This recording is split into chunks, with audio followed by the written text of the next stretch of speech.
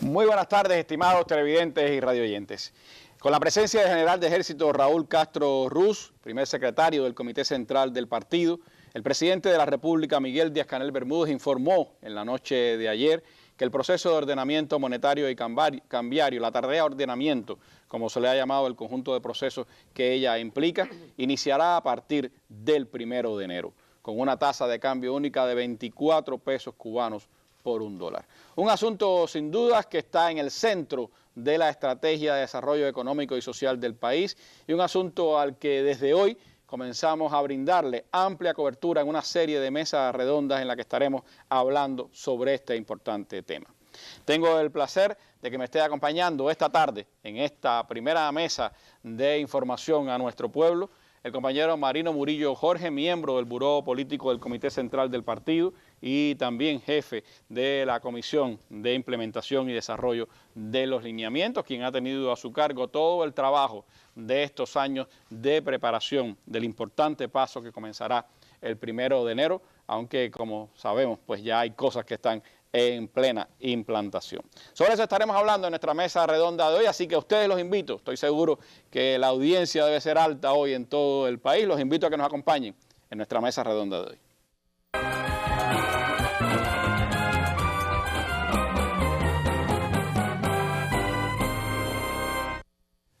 Bueno, antes de entrar en el tema de nuestra emisión de viernes, pues les propongo, como es habitual, ir a nuestra sección, la noticia del día.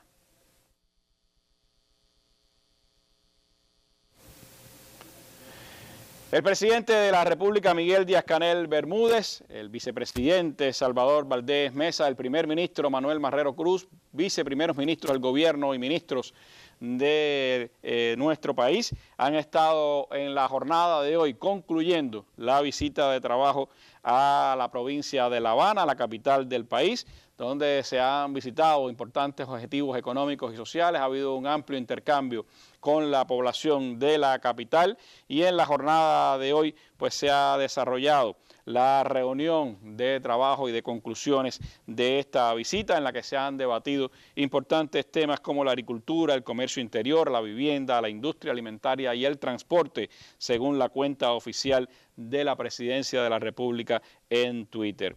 El jefe de Estado cubano en estas jornadas ha dialogado con la población de la capital sobre temas de alto impacto como son los programas de la vivienda y de la alimentación, y así también lo han hecho otros importantes dirigentes de nuestro Estado y gobierno en este recorrido de 2 días por La Habana, que da continuidad a todo el proceso de visitas gubernamentales a las provincias del país, reiniciado en octubre, después de un periodo de receso como resultado de la pandemia de la COVID-19. Resultado de estas reuniones, pues importantes acuerdos han sido adoptados y habrá seguro más información en el noticiero estelar de la televisión cubana, en otros espacios informativos de la radio, la televisión y los medios impresos y digitales de nuestro país. Así comenzamos nuestra mesa redonda de hoy. Hablemos entonces de la tarea de ordenamiento, cómo será su proceso de implantación, cuáles son los elementos más importantes que conlleva esta tarea hacia los próximos meses, cuáles son los asuntos de los que hoy podemos pues dar información y que estaremos viendo a profundidad en los próximos días. Los invito a que nos acompañen.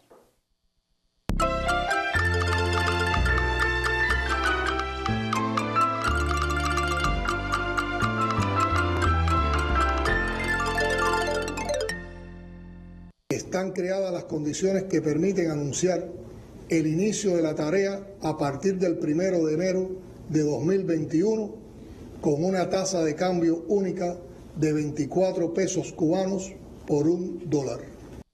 Aunque existen muchas dudas, muchas interrogantes, yo creo que poco a poco las vamos a ir aclarando con la mesa redonda. También estuve leyendo la Gaceta Oficial.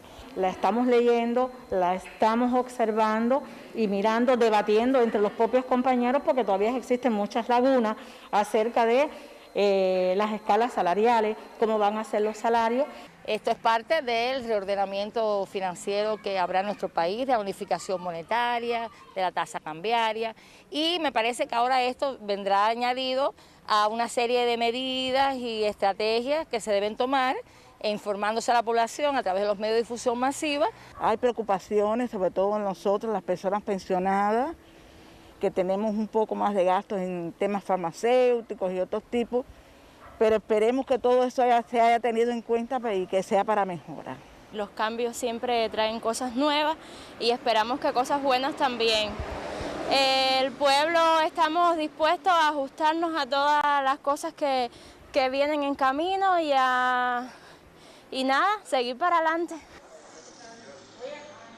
Bueno, expectativas de nuestro pueblo después del anuncio de anoche de este inicio de la implantación de la tarea de ordenamiento a partir del próximo 1 de enero. Un asunto, Marino, que hemos estado analizando desde octubre en esta mesa redonda, que sin duda es un tema que es de mucha importancia para el país y para todos sus ciudadanos y que comienza ahora todo un proceso de andar. ¿Cómo se está ya desplegando todas las normas, los elementos fundamentales de esta tarea? ¿Cómo será el proceso de información que haremos con nuestro pueblo? ¿Qué elementos generales pudiéramos brindar en un primer momento para todos nuestros televidentes y radiovidentes sobre el inicio ya efectivo de esta tarea?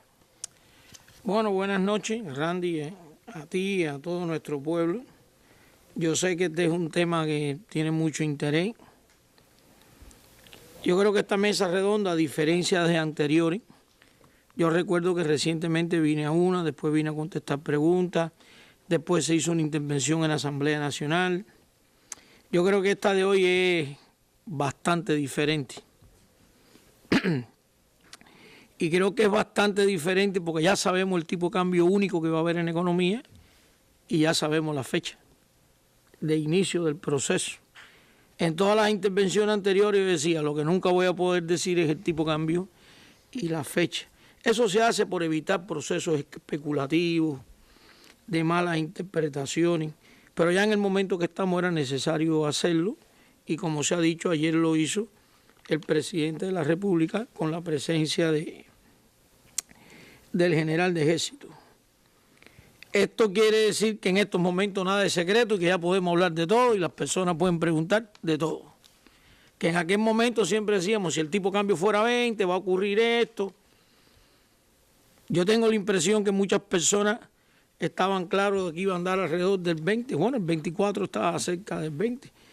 Pero bueno, estamos en mejores condiciones de explicarlo todo, porque ya al ser público el tipo de cambio y la fecha, a mí me parece que es muy, muy importante. Entonces, ratificar que a partir del día 1 de enero se elimina el CUC en el funcionamiento de la economía. Quedan 6 meses para recoger, como han dicho los spots, y el tipo de cambio en economía es uno solo, y ya la relación no es peso CUC, porque el peso como moneda legal, de curso legal, no va a existir. Entonces, lo que nos queda es una relación del CUP con el dólar. ¿Y peso cubano contra dólar? Peso cubano. El CUC desaparece de la escena. Y cuando se desaparezca el CUC de la escena, entonces eliminamos las dos monedas domésticas que circulaban en la economía. Yo me imagino que todo el mundo podrá entender que todo no se puede abarcar en una mesa redonda. Y el otro elemento importante que yo creo que debería decir es que ya están en la Gaceta las normas jurídicas que ponen en funcionamiento la tarea de ordenamiento. Que ha habido bastante consulta. Ayer la Gaceta se cayó porque demasiada concurrencia. Hoy Cuba Debate ha estado con una concurrencia enorme de las personas, así todos los medios de comunicación, así que hay bastante interés en las personas en acercarse. Hay bastante interés porque estamos hablando de salario, ingresos, precios. Fíjate que el diseño que nosotros habíamos hecho era que en cuanto las normas estaban listas en la Gaceta y en cuanto se terminara la información oficial que ya hacía público el tipo de cambio y la fecha, entonces automáticamente se empezaron a poner las normas en la Gaceta Digital con un esfuerzo muy grande de la Gaceta, el Ministerio de Justicia, y más o menos en el entorno de la 1:30 de la mañana ya todas las normas que son en el entorno de 110 normas estaban puestas en la Gaceta. No lo habíamos hecho antes porque cualquiera que tuviera acceso a las normas a partir de determinado crecimiento de precios podía llegar al tipo de cambio. Yo le recomiendo a nuestro pueblo lo siguiente. Ahora vienen muchas opiniones, muchos comentarios, muchas dudas que estamos obligados a aclarar. Pero lo que les recomiendo a las personas es que traten de tener acceso a las normas. Hemos hecho unas normas que prácticamente son procedimientos de cómo tienen que actuar las personas que lo tienen que ejecutar para minimizar los errores. El proceso de elaboración de las normas fue muy complejo, por eso que es lo que te digo, y ahora empiezan las opiniones, que fulano dijo que mi salario es menos, que el otro es más. Nosotros lo único que les recomendamos a las personas es que traten de tener acceso a esas normas. Las normas no solo están puestas en la Gaceta Digital, las normas también están puestas en los sitios web de los organismos, se podrá ir teniendo acceso poco a poco, y el Ministerio de Justicia está preparando que en todas las estructuras del Ministerio de Justicia a nivel de provincia y municipio estén las normas, de manera que si alguien las quiere ir a copiar en una memoria, se las pueda llevar totalmente gratuito, porque todo el mundo sabe que grandes impresiones tienen costo de papel, al que alguna parte de esas normas se van a vender de manera impresa. Y una buena parte de los medios de comunicación también han puesto disponibles las PDF para que las personas también lo puedan ver. Me parece que eso es bueno decir. Lo más importante es no regirse por comentarios, no regirse por bolas que pudieran aparecer. Lo más importante es tratar de tener acceso a la norma, y si alguien no entiende la norma, que yo comprendo con algunos temas son complicadas para uno mismo, hoy yo voy a tratar de explicar cosas aquí alejado de las normas, con un sentido pragmático para que las personas nos puedan entender, pero evidentemente todo eso tiene que estar respaldado en normas jurídicas. Hay otro elemento que es importante, y es que a partir de hoy se van a producir un grupo, dale un momentico atrás por favor, se van a producir un grupo de mesas redondas que va a ser en este orden. Mañana vamos a ver el tema ingreso, empleo y precio, que esos son un tema directo a la población. Directo con la población, y va a estar la presencia de la ministra de Trabajo y la ministra de Finanzas. El lunes 14 va a haber una intervención sobre la actividad bancaria por la ministra presidenta del banco y el vicepresidente primero de esa organización, y ahí está previsto algo sobre la inversión extranjera, porque la inversión extranjera también tenemos que darle información, que todo depende de cómo se comporte lo del banco. Y si no alcanzarían las 2 horas para el banco, entonces daríamos otro espacio posterior para la inversión extranjera. El día 15 de diciembre estaremos explicando aquí los efectos sobre el sistema empresarial y la actividad del comercio interior, que también es directo con la población. Y el 18 de diciembre se estará dando información sobre el presupuesto del 2021 en ambiente de ordenamiento, es decir, de evaluado. Aquí tengo que decir también que antes de esta fecha, el 18 de diciembre, una información siempre da el Ministerio de Finanzas y el Ministerio de Economía sobre el plan y el presupuesto del año que viene. Tenemos 16 y 17 Asamblea Nacional, por eso no habrá mesa, pero sí estaremos siguiendo la Asamblea. Entonces ya el 18 traeremos dudas, cosas sobre estos temas. Y están previstas varias mesas que tendríamos que ir organizando. Si hacen falta más de 2, se dan 2 sobre respuestas a planteamientos y preguntas de las personas. De todas formas, como vamos a dar una mesa hoy y otra mañana pudiéramos contestar algo de lo que se diga de aquí a mañana, para no hacerlo todo exactamente tan esquemático. Y de todo lo que se vaya viendo en las mesas, estaremos haciendo cobertura prácticamente en vivo en Cuba Debate. Tendremos al otro día en la mañana pues foro debate para que las personas puedan intercambiar también con los organismos, puedan tener más criterios, y nos sirven también como base para esas mesas que tendremos después de opiniones y preguntas de la población. Esto es más o menos la columna central de todo el proceso de información, complementando con lo que tú has dicho. Y yo ahora propondría ver algunos conceptos generales, una vez más, sobre el tema de la tarea de ordenamiento, mucho más en concreto, porque como ya te dije, el tipo de cambio es público. Mira, hacer una devaluación en cualquier lugar del mundo y quitar una moneda, eso no, técnicamente no es muy complicado. independientemente de que nosotros no tenemos experiencia de ese tipo, pero nosotros, como yo he explicado en otras ocasiones, hemos revisado lo que se ha hecho en el mundo sobre esos temas. El problema es hacer eso unido con una eliminación de subsidios excesivos y gratuidades indebidas y al mismo tiempo hacer una transformación de los ingresos. Y hacerlo en un país socialista como Cuba. Y hacerlo en un país socialista como Cuba, donde nos hace falta una transformación, un ajuste, una vocación al que el trabajo sea más eficiente, que las entidades sean más eficientes, pero por otro lado ratificamos que en las condiciones de Cuba nadie quedará desprotegido. Y ahí es donde empiezan las grandes complicaciones de esta tarea, que llevamos varios años trabajando en ella y que yo creo que estamos en condiciones de que quede bien. Entonces, vamos a ir entrando en un grupo de cosas que hay que decir. Queda una sola moneda de curso legal. Adelante, por favor, en la presentación. Queda una sola moneda de curso legal, que es el peso cubano, el llamado CUP. Todas las transacciones se expresarán en CUP, después me voy a referir a ese tema, y se garantizan los depósitos y efectivos en poder de la población a la tasa de cambio de 24. Recordemos que en los últimos tiempos, ¿qué nos ocurrió? Que se corrían informaciones de que la tasa de cambio iba a ser 16. Si yo tengo CUC iba a ser 16 y la vendo hoy es por 24, tengo que ir a soltar los CUC porque hoy es 16 y pierdo si viene 24, pero ahora como estamos diciendo que por 24, que es el tipo de cambio actual y se ratifica, las personas no pueden tener ningún desespero, los que tengan un nivel de CUC que lo quieran cambiar a peso cubano. Tendríamos la aplicación de una sola tasa de cambio, como dije, respecto al dólar. Y yo creo que nos han llegado también a nosotros un grupo de preguntas que me parece importante. Las personas han dicho, a mí me dijeron que iban a devaluar la moneda. Y se quedó por 24, se quedó igual. Y las personas tienen razón.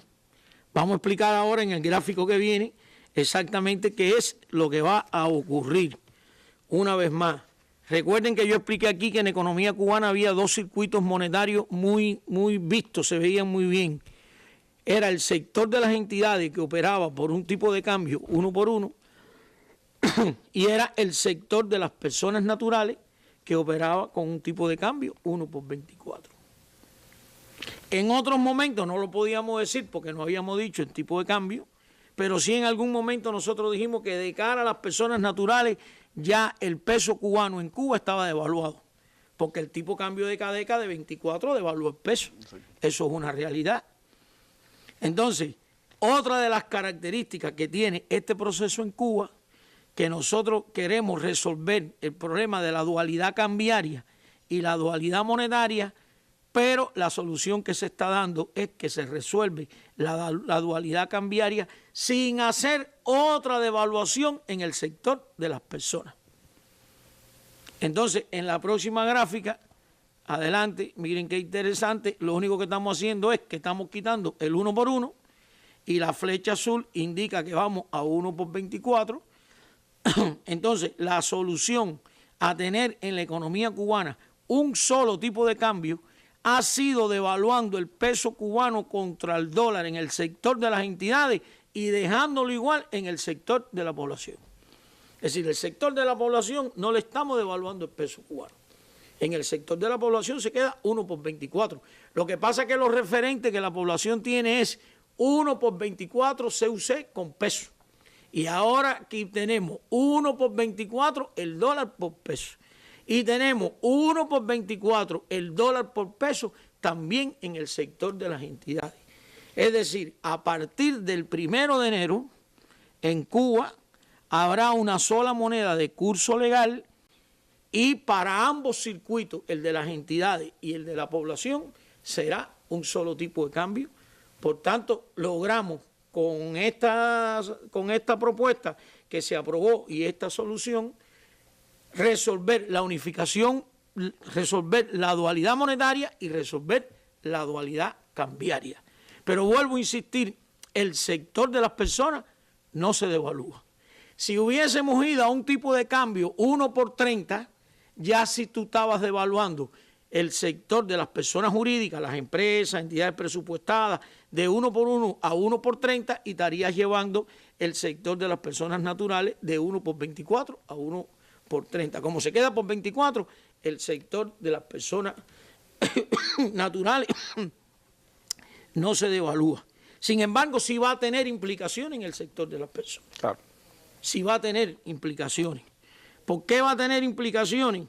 Porque al mismo tiempo vamos a quitar los subsidios y al mismo tiempo vamos a hacer una transformación de los ingresos, salarios, jubilaciones y pensiones.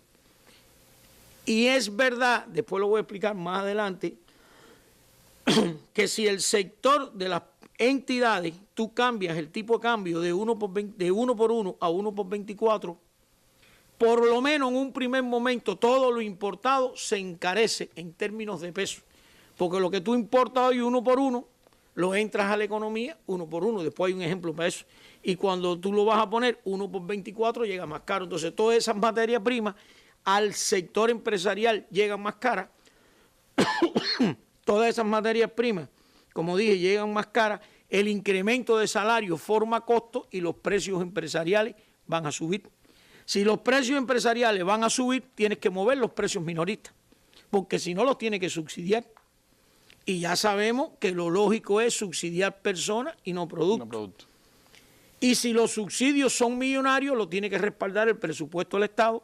Y si el déficit del presupuesto del Estado es muy grande y lo tienes que financiar, entonces se te aparecen desequilibrios macroeconómicos que tienen riesgo financiero, porque financiar el déficit significa tirar para la calle una cantidad de dinero que no lo generó la economía real. Entonces, la solución es, para no demorarnos, quitamos el CUC, ponemos el tipo de cambio de 24, ya todo el mundo tiene una sola moneda y un solo tipo de cambio, suben los precios empresariales como efecto de la devaluación y de la reforma de salario, suben los precios minoristas también, y para que las personas puedan asumir los nuevos precios minoristas, entonces hay que transformar el ingreso. Esa es la mecánica de todo este proceso. Entonces ustedes se podrán imaginar hacer todo esto el mismo día, que lo vamos a hacer, que lo vamos a hacer. Entonces, tengo un ejemplo ahora aquí en la presentación que se está poniendo, que en otras ocasiones también lo hemos visto. Sí. Yo puse estas mismas dos empresas exportadoras, puse una empresa exportadora, puse una empresa que no exporta, y puse un ejemplo del tipo cambio 1, y puse un ejemplo del tipo cambio 20, si fuera 20, todo ese trabajo me lo quito de arriba, porque ahora el tipo cambio va a ser 24, pero en las explicaciones anteriores, allí en la empresa que no exporta, que del lado de los ingresos tiene 12, ahí poníamos un signo de interrogación. Porque si poníamos ahí un número, se podía, matemáticamente, hacer una ingeniería inversa y llegar al tipo cambio. Y ahora, como he dicho, tenemos la felicidad de poderlo decir todo. ¿Qué va a ocurrir entonces en el sistema empresarial? Porque recuerden que estamos devaluando las entidades. Primero, si una empresa exporta, como ya el tipo de cambio es 24, va a recibir 24 pesos. Ratifico que los exportadores tendrán muchos pesos y serán empresas con grandes utilidades. Los gobiernos en el mundo devalúan, Randy, buscando competitividad. Exacto. Y en el caso nuestro, lo más importante es un estímulo a los exportadores. Entonces, nosotros hemos estudiado organizaciones empresariales, exportadoras, que hoy prácticamente andan en un nivel de ingresos y gastos rozando la pérdida, y cuando tú devalúas, entonces tienen montos importantes de utilidades. Entonces, la primera empresa es exportadora y tiene 24 pesos de ingresos cada vez que exporta. Pero cuando tú devalúas, tú no devalúas en un solo sentido, tú devalúas en los dos. Si cuando exporta te dan 24 pesos, cuando importa también te cuesta 24. Por tanto, el secreto de un exportador es tratar de exportar mucho y de importar menos, que es exactamente lo que se está aspirando en la estrategia económica que se ha diseñado. Es decir, esta medida, que siempre se dijo que era la primera medida dentro de la estrategia económica, viene desde el punto de vista económico-financiero a apoyar la estrategia. Este es un estímulo al que exporta, y este es un desestímulo a las importaciones. Que ahí incluye el turismo como sector económico fundamental del país. Vamos a suponer que la empresa exportadora que estamos hablando aquí es una empresa del turismo. Si exporta, recibe 24 pesos. Si importa, le cuesta 24 pesos. Pero al lado tiene una empresa de la economía nacional. Que esa empresa de la economía nacional, si importa, le cuesta 24 pesos. Pero fíjate que del lado de los ingresos le pusimos 12. A estas empresas de la economía nacional, el cálculo que está hecho y el diseño de la formación de precios mayoristas, y esto es extremadamente importante, es que los precios empresariales en Cuba crezcan aproximadamente 12 veces. Entonces, muy sencillo, si el tipo de cambio sube 24 y los precios empresariales suben 12 veces, ese es el mejor beneficio. Porque a esa empresa del turismo va a recibir de la empresa de la economía un precio que tiene un tipo de cambio implícito de 12. Sin embargo, lo que él importa le cuesta 24. Entonces, evidentemente, digo turismo porque fue la empresa que cogimos de ejemplo exportadora. Fíjate, si él pudiera exportar, recibe 24. Y si consume productos nacionales, le cuesta 12, dicho en buen cubano. Que me disculpen grandes académicos, pero lo que estoy haciendo la cuenta para que todos lo podamos entender. Ahora, y eso es lo que estamos diseñando. Si los precios, si el tipo de cambio sube 24 veces y los precios empresariales suben 12, ese crecimiento de los precios empresariales en el entorno del 50% del nuevo tipo de cambio es la primera medida antiinflacionaria en la economía cubana. Importante. Porque estamos tratando, y es el diseño, además lo vamos a lograr, los empresarios están imbuidos en eso, va a ocurrir que al subir los precios empresariales menos que el tipo de cambio, entonces cuando tú formes un precio minorista, no tiene que ser tan alto y serían menos los subsidios. Es decir, el control de la inflación empieza en el diseño de los precios mayoristas. El Estado no traslada ese incremento directamente a los precios minoristas. Y eso le va a exigir al sistema empresarial trabajar con mucha más eficiencia. Cualquier devaluación que tú haces buscando competitividad, quiero decir que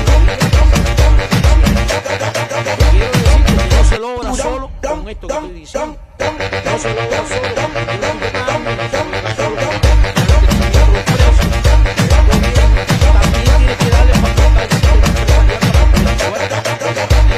empresarial. Si lo deja rígido, no tiene capacidad de reacción. ¿Qué es lo que se ha venido haciendo en estos últimos 2 años? Seguir ampliando las posibilidades. Esto es lo que se viene haciendo. Por eso vamos a dejar una mesa redonda solo para explicar el efecto y las ventajas de la devaluación en el sistema empresarial. Voy a adelantar aquí un criterio. En las nuevas normas jurídicas que se está trabajando, las personas van a recibir el salario escala en una empresa y la empresa de las utilidades puede definir 11 destinos después de pagar impuestos. Y después que pague impuestos le queda la utilidad después de impuestos. De esa utilidad después de impuestos, la empresa se queda con el 50%, porque la otra la manda por el presupuesto del Estado como ingreso no tributario, porque es una empresa estatal, tiene que contribuir al gasto público.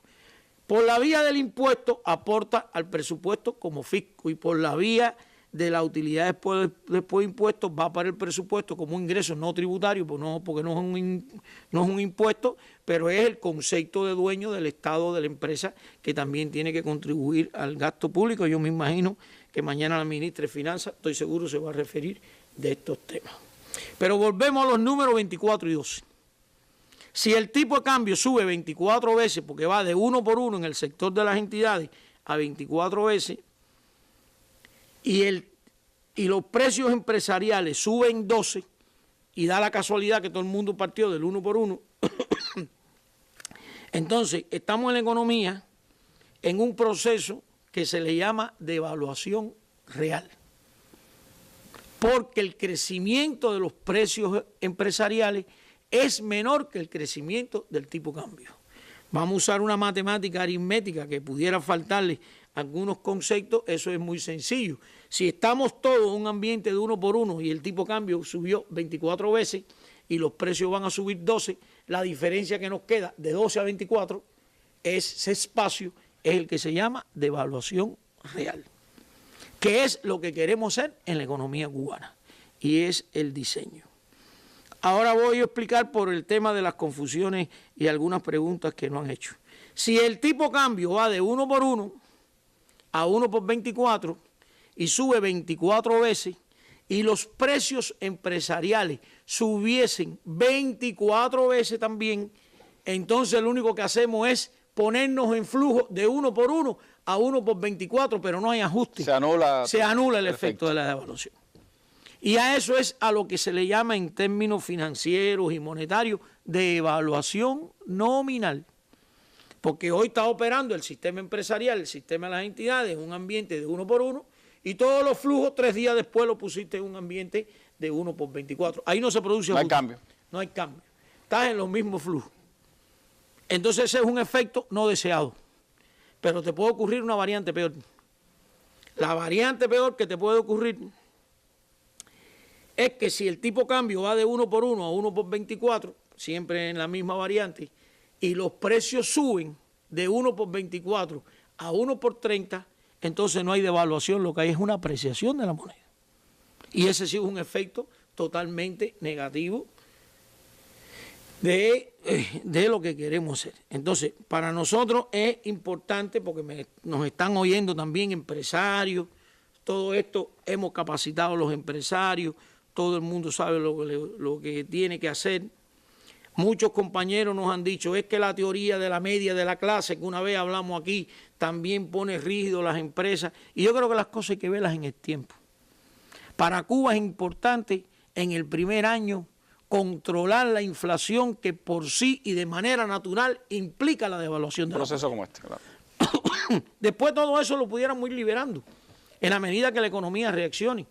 Porque siempre hemos dicho que, bueno, uno oye a las personas, lo que aquí se dijo, esperamos que todo sea para bueno, todos queremos que sea para bueno, pero hay que generar riqueza. Y el trabajo tiene que ser más eficiente.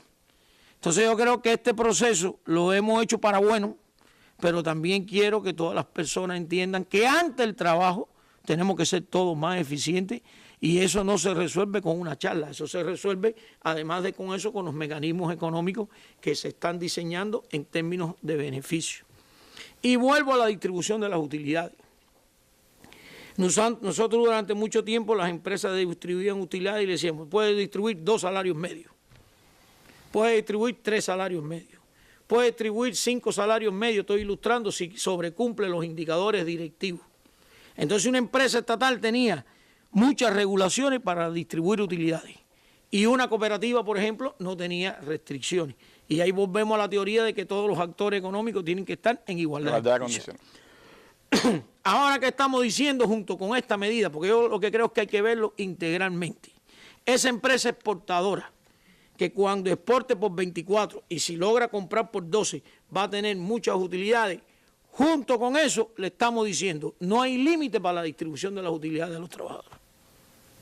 Las utilidades lo que hay que crearlas y después que usted las crea, las reparte.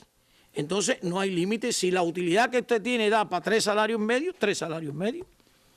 Si la utilidad da para 4 salarios medios, 4 salarios medios. ¿Por qué limitar la distribución de las utilidades? Hay que ver la tarea de ordenamiento en ese contexto y no en el sencillo contexto de que quitamos el CUP, el CUC, pusimos un tipo de cambio nuevo. Esto está hecho para que el sistema empresarial reaccione. Y hay preocupaciones. Hay personas que me han dicho, bueno, pero si hay utilidades, empresas que tienen muchas utilidades y otras tienen menos utilidades, habrá trabajadores que ganarán más en un lugar y menos en otro. Ganarán más en un lugar y menos en otro. Como hay campesinos que ganan más y campesinos que ganan menos. Nosotros no podemos pensar en tener una sociedad exactamente igualitaria y casi eso es uno de los objetivos que tenemos. Y que todo funcione. Usted está en una empresa que es capaz de repartir 5 salarios medios de las utilidades, perfecto. Y está en una que no reparte porque la gestión es deficiente, no puede repartir utilidades. Sin embargo, va a cobrar el salario a escala que no se penaliza. Entonces, tenemos que ir trabajando en bonificaciones al sistema empresarial que estimule. Yo sigo diciendo, una devaluación es un ajuste. Y el principal ajuste en Cuba es llamar a ser más eficiente ante el trabajo. Esa es la idea central. Sobre las normas jurídicas, como ya dije, eran los aspectos generales que quería enfocar, para después ir cayendo en cosas más concretas del salario, los precios, que no se preocupen las personas que vamos a llegar allá de alguna manera. Insistir en el tema de las 110 normas jurídicas en versión digital, están en la Gaceta. De esas 110 normas jurídicas hay un decreto ley 17, la próxima presentación, por favor, que es una norma jurídica tipo sombrilla que ampara todo el proceso. Todo el resto. Todo el resto del proceso, y son 110 normas, las demás son complementarias a esa gran política que se define arriba. Ahora, ese decreto ley contiene la fecha de inicio, que ya se dijo que era el 1 de enero, tiene los plazos de retirada del CUC, hemos hablado de los 6 meses, se recoge, de aquella manera que explicamos, tiene el establecimiento de una sola tasa de cambio única para toda la economía y tiene la determinación y publicación de la tasa de cambio por el Banco Central, que es lo que he explicado. Las tasas de cambio en el mundo, hay tipo de cambio fijo, hay tipo de cambio variable. La otra gran pregunta es cómo definir un tipo de cambio. Hay países que hacen una canasta de moneda con los países con los cuales tienen más vínculos de comercio exterior, es decir, el valor de las monedas de esos países, y definen el tipo de cambio. Y hay otros que van haciendo tipo de cambio variable en determinado. Yo creo que ese es el futuro. Si nosotros arrancamos con este tipo de cambio y lo dejamos estático, entonces ese proceso nos pudiera llevar entonces a seguir conduciendo la economía administrativamente en un freno. Y se convertiría en un freno. Es decir, el camino es ir logrando que el tipo de cambio haga las monedas convertibles y que el sistema empresarial, si es 24, con 24 pesos, de verdad tenga acceso. Eso lo voy a explicar después, el día que vengamos a hablar de las empresas, con 24 pesos tener acceso $1. Entonces, lo que sí en este primer momento empieza con ese cambio estático. En el primer momento empezamos con ese cambio, entre otras cosas por los riesgos inflacionarios que tiene en las condiciones de la economía cubana. Y vuelvo a recordar el 12 y el 24. Si tenemos 12 y 24 tipo cambio y los precios empresariales son 12, evidentemente entre 12 y 24 tenemos un espacio para hacer cosas. Pudieran subir los precios empresariales en vez de 12 veces 18 y te queda un espacio. Pero si los precios empresariales suben más del ritmo del tipo cambio, entonces toca a las personas naturales, porque toca a todos los precios minoristas, y en estos procesos hay que ser muy cuidadosos, porque una inflación en espiral después es muy difícil, la vida ha demostrado, de controlar. Bueno, para eso, por supuesto, es clave, un elemento que hoy ha sido de los más comentados, Marino, es el tema de los ingresos. Yo le propongo hacer un breve alto y entonces regresar para hablar sobre este importante tema. Le canto a Cuba querida, la tierra de mis amores. Por eso canto a las flores y a la mañana que inspira. Le canto a Cuba querida, la tierra de mis amores. Por eso canto a las flores y a la mañana que inspira.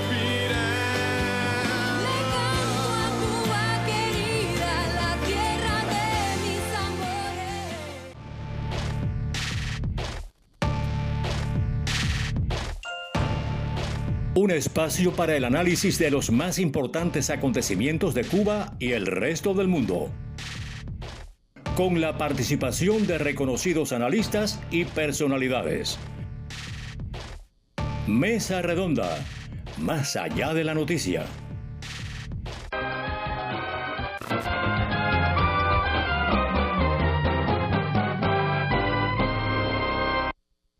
Bueno, la Gaceta más descargada, el tema más comentado del día de hoy, sin duda, es el tema de los ingresos, salarios, jubilaciones, temas de asistencia social, todo de alguna manera u otra ha sido lo más seguido, por supuesto, de las noticias del día de hoy. ¿Cómo transforma, Marino, esta tarea de ordenamiento de los ingresos de la población? ¿Qué es lo que va a ocurrir a partir del 1 de enero? Aunque esto tiene efectos retroactivos, es la única medida que tiene efectos retroactivos, ¿no?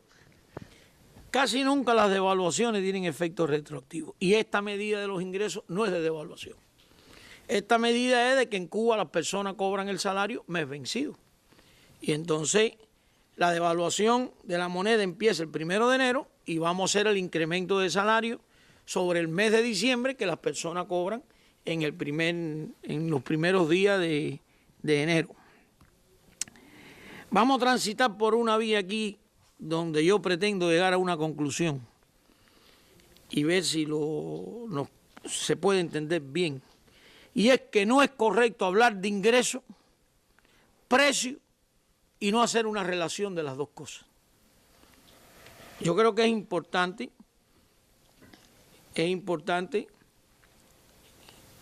y para el sistema asalariado, nosotros estamos proponiendo una variante que el incremento del salario no se ve afectado y se lo trae el incremento de los precios, para lo cual hay que hacer muchas cosas, entre todos. Y ya empecé diciendo que los precios empresariales van a crecer 12 veces y el tipo de cambio es 24. Nosotros no podemos permitir que una empresa nos ponga precios especulativos queriendo tener ganancias para repartir más entre los trabajadores. Ponga el precio que le corresponda. Estoy hablando como promedio 12, no piense nadie que hemos dicho todo el mundo eso no es así. Eso ha tenido porque eso beneficiaría a un colectivo, pero afectaría al resto. Ahora, en términos de ingresos, ¿qué es lo primero que se quiere? Adelante. Recuperar el papel del salario en la satisfacción de las necesidades del trabajador y su familia. Que ya otras veces hemos dicho que el 1 por 24 en el sector de la población le robó capacidad de compra al salario. Ese es un elemento importante. Aquí estamos rompiendo un gran círculo vicioso que teníamos. No se puede subir el salario porque no hay producción que lo respalde.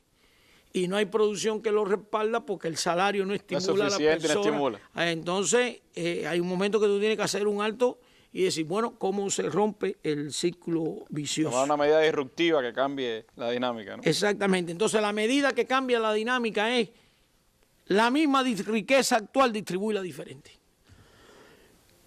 La misma riqueza actual, distribuirla diferente a favor de los que trabajan. Vuelvo a insistir. Esto es un ajuste. Vamos a repartir la misma riqueza actual de manera diferente a favor de los que trabajan. No importa dónde trabajen. Entiéndase el trabajo como fuente de riqueza y como fuente de ingreso principal. Usted tiene que participar en la creación de riqueza de un país. Y de la riqueza que usted crea, por eso recibe. Entonces, la solución que hemos buscado ha sido, ¿qué significa entonces repartir la riqueza de manera diferente? Vamos a subir el salario y vamos a quitar subsidios. Porque hoy subsidiamos a todo el mundo. ¿Aporte o no aporte? Aporte o no aporte, tú estás subsidiado. Yo estoy subsidiado, recibo productos subsidiados. Y hay otras personas, dolorosamente, que no aportan y están tan subsidiados como tú y como yo. Y otros que tienen capacidad de ingreso bien alta, que no necesitarían subsidio y sin embargo están subsidiados. Y sin embargo están subsidiados. Todo eso hay que resolverlo. Y hay una solución. Con gradualidad. Después nos vamos a referir a qué se refiere la gradualidad en este proceso. Con gradualidad. Porque no tenemos derecho a equivocarnos. Con gradualidad. Entonces, para ir dando números y que nos podamos entender, el salario mínimo va a 2.100 pesos. Y ese salario mínimo tiene el costo de una canasta de bienes y servicios de referencia por 1.3 veces. Tú un día me dijiste, la canasta más un poquito, ya no tenemos que hablar con tanto trabajo. es la canasta multiplicado por 1 3 veces. Y esa canasta tiene un costo mensual de 1.528 pesos, que satisface 2.100 kilocalorías en la dieta, en la ingesta, y también porque ningún alimento tiene kilocaloría pura. ¿Sí? Claro. Esto se mide en términos de kilocalorías, proteína y grasa. Nosotros usamos la kilocaloría para no atormentar a las personas con todo eso. Y son, entonces, esa canasta de 1.528 pesos tiene un consumo, respalda un consumo de 2.100 kilocalorías diarias, que es el mínimo que debe consumir un cubano. Entonces, lo que estamos diciendo es que el que gana salario mínimo se come el mínimo de las kilocalorías que le corresponden. Ese mínimo no lo calculamos nosotros, se calcula por composición etaria de la población, hasta la humedad relativa influye en el mínimo de lo que hay que comerse en un país. Entonces, ya estamos hablando que ese salario mínimo es 2.100 pesos, que tiene una canasta dentro de 1.528 pesos. Ahora, no quiero, adelante, dejar de explicar un concepto que me parece importante, que es la diferencia entre salario bruto y salario neto. Nosotros, ese salario mínimo de 2.100 pesos es el salario bruto, porque de ese salario bruto las personas van a tener que pagar un 5% de contribución a la seguridad social. Todos en Cuba vamos a pagar un 5% de contribución a la seguridad social. Eso significa de que todos vamos a empezar a prefinanciar nuestra jubilación, que hoy eso lo hacen empleadores y no necesariamente las personas en algunos casos. En este diseño de política, desde el que gana el salario mínimo hasta el que más gana, todo el mundo paga un 5% de contribución a la seguridad social. No te adelante, dale para atrás un poquito. Entonces, ¿por qué hacemos esto? Primero, por el proceso de envejecimiento de la población. Con el proceso que tiene envejecimiento de la población, que más del 20% tiene más de 60 años, no es posible que la contribución a la seguridad social la financie el presupuesto del Estado, porque los montos serían inmensos. Entonces, lo mejor que vamos a hacer es que las personas paguen un 5% de ese salario. Y ahí hay una cuentecita muy sencilla. La canasta cuesta 1.528 por 1.3, por 1.05, que ese 0.5 es el % de la seguridad social, da 2.086. Lo redondeamos y entonces es 2.100. Es decir, en el salario ya está calculado el 5%. Y cuando usted quita el 5%, lo que queda cubre la canasta más el 1.3. Porque las personas pueden decir, bueno, está bien, 2.100, pero me quitan el 5.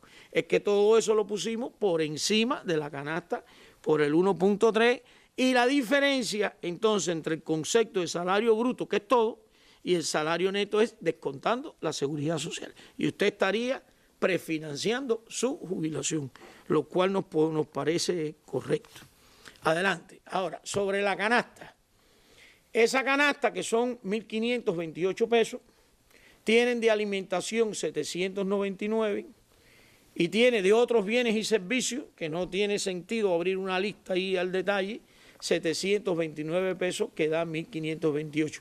Y importante, canasta de bienes y servicios de referencia. Que es más que la canasta normada. Fíjate que la canasta normada son 282 pesos. Y lo que se compra en la bodega. Nosotros lo que repartimos por la bodega es una canasta familiar normada. Y lo otro se llama canasta de bienes y servicios, que es de referencia. Esa canasta en otros bienes y servicios tiene un importe para reparación de vivienda. Bueno, si usted tiene una vivienda que está buena, no la tiene que reparar, no gasta eso. Pero es una canasta de referencia. Y entonces... Que esa canasta siempre sería una referencia a la hora de hablar de ingresos, de salario. Siempre hablar de ingresos, de nivel de vulnerabilidad de las personas. La canasta se convierte en una referencia y también en la medida que los precios puedan subir y no, tendremos que ir revisando los montos de esa canasta. ¿Qué ocurre? Esta sería la canasta en Cuba. ¿Qué ocurre en una canasta, por ejemplo, en América Latina? Adelante. Esta es una canasta que publica CEPAL de la media de América Latina y mira, por ejemplo, y está en términos porcentuales. La alimentación le cuesta 14,3%, la educación y la salud, que a nosotros no nos cuesta, les cuesta a las personas 35,5% y otros bienes 50%. Y una parte grande de esos otros bienes es el alquiler de la vivienda. Es el único de la forma que lo hacemos. Yo no sé si pudiéramos volver un momentico atrás para decir una explicación. Fíjense, es verdad que lo que nosotros repartimos por la libreta le cuesta a las personas 282 pesos. Y es verdad que la alimentación es 799. Y también es verdad que los alimentos en Cuba, fuera de la libreta, son caros. Y es verdad, la familia tiene que hacer un esfuerzo grande en términos de... Todo eso lo sabemos, pero las cosas no tienen solución de un día para otro y habrá que ir tomando medidas y acomodándolas poco a poco. Adelante. Vamos a dar 2 pasos adelante.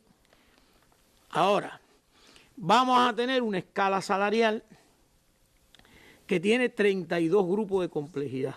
Muchas personas me dicen, oiga, usted dijo que el salario iba a subir 4,9 veces. ¿Cuánto yo voy a ganar? Y yo le digo a las personas, ¿en qué grupo de complejidad tú estás? Vaya, el 1, el 15, el 20. Y me dicen, no, yo no sé. Digo, entonces no te puedo decir. Tienes que decirme en qué grupo tú estás para yo decirte cuál va a ser tu nuevo salario. Entonces tenemos 32 grupos de complejidad y entre el grupo 1, que es 2100, y el último grupo, que es el 32, va a haber una diferencia de 4,5 veces. Eso también está asociado a los primeros pasos de lograr resolver el problema de la pirámide invertida. Ordenar la pirámide un poco. Ordenar la pirámide. El que más aporta es el que más gana. Eso es una realidad económica y hay que enfrentarla de esa manera. El aporte, la responsabilidad social. Hay que enfrentarla de esa manera. Adelante. La nueva escala beneficia a los grupos de menores ingresos. ¿Cómo lo hace?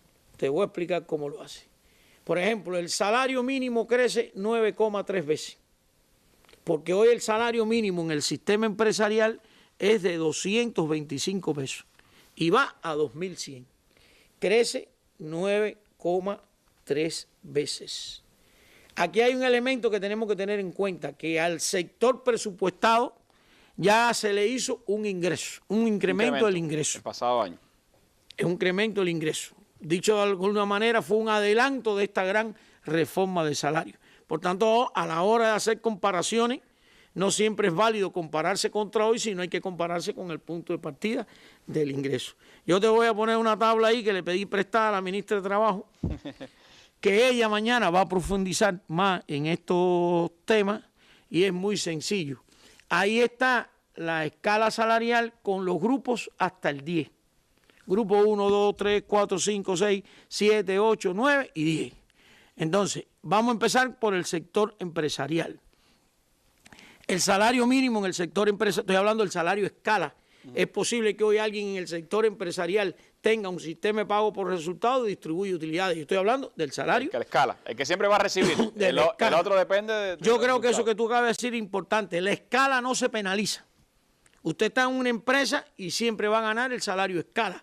Lo que si no tiene mucho ingreso no puede distribuir utilidades. Exacto. La parte móvil del ingreso está asociada a los sistemas de pago por destajo que se quedan.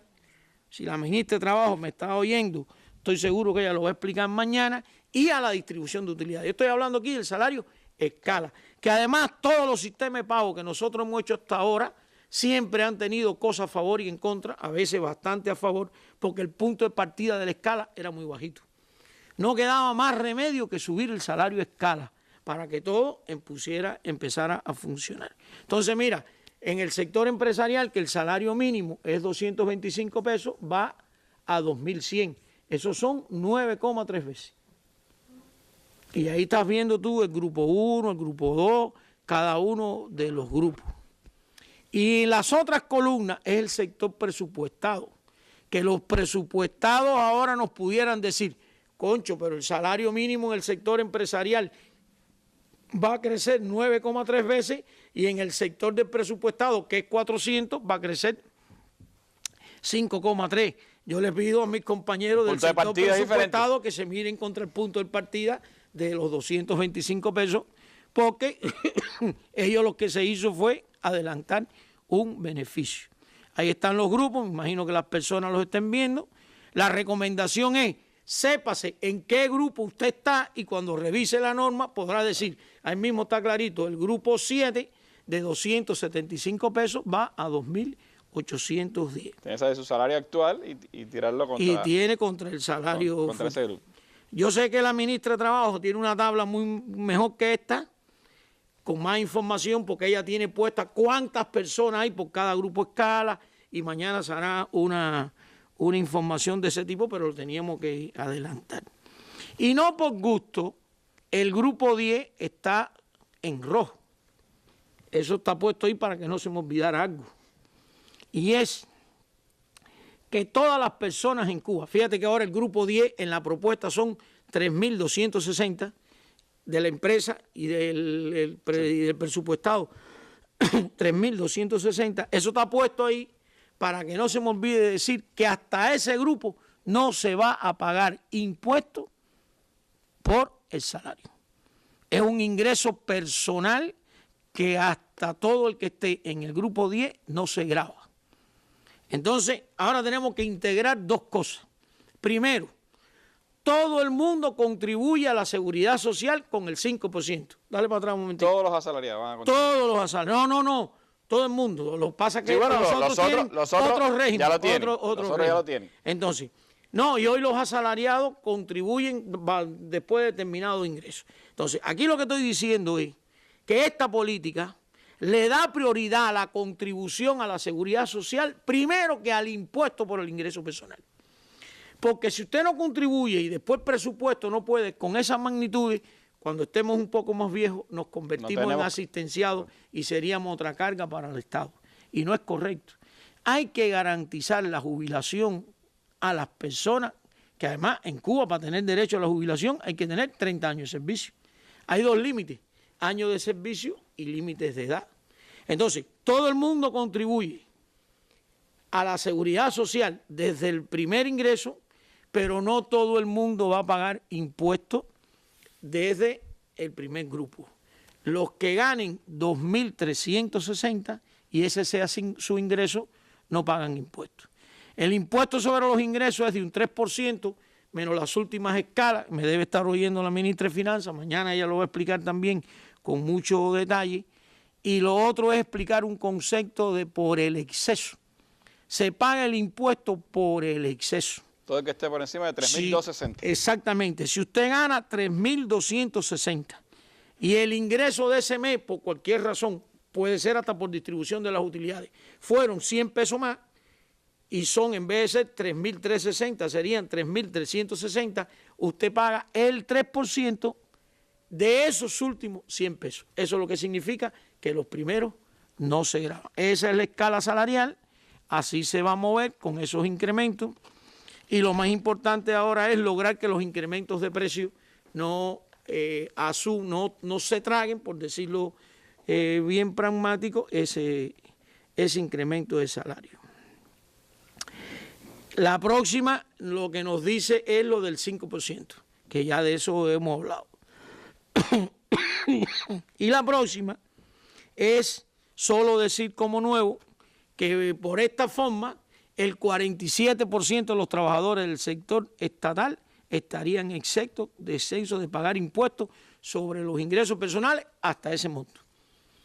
Ese es el monto de la escala, pero si usted por encima de eso logró que le pagaran utilidades, eso por encima del monto. Entonces sí empieza a pagar. Sí, no, porque entonces sí seríamos injustos con los otros, claro, que no se le cobra.